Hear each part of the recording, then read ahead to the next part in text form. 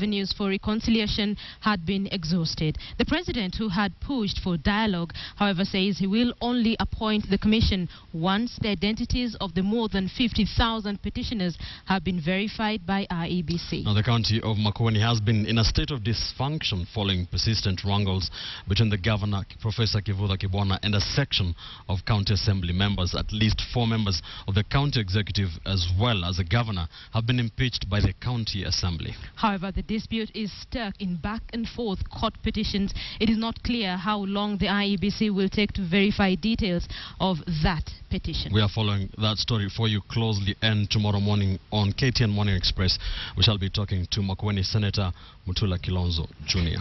Indeed, let's now look at other stories of the day. Joseph Nkaissery says if he is successfully appointed to head the Interior Docket, his ODM membership will not affect his decision to accept that appointment. But will Parliament automatically approve Nkaissery's appointment? KTN's Asha Mwilu reports.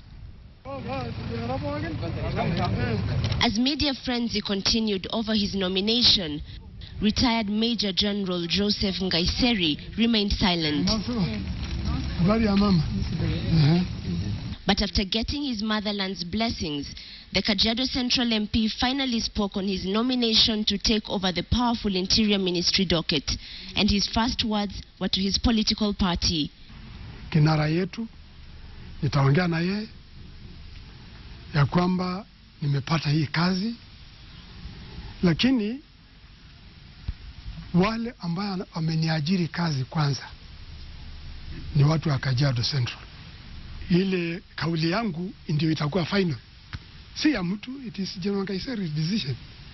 If I want to take the job, I can take the job. If I don't want to take the job, then I don't take the job. Careful not to preempt the next step of his nomination, Nkaissery reserved his plans for the country's deteriorating security. If Parliament approves me and the President gives me this job, I will give my best.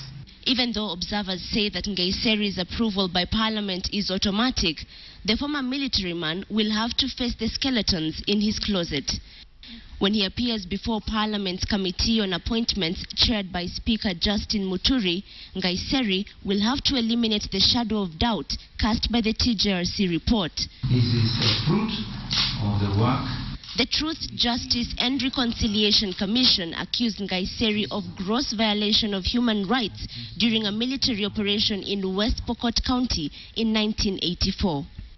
In the operation dubbed Operation Nyundo, Nkaissery is named among other senior military officers accused of torture, sexual violence and murder.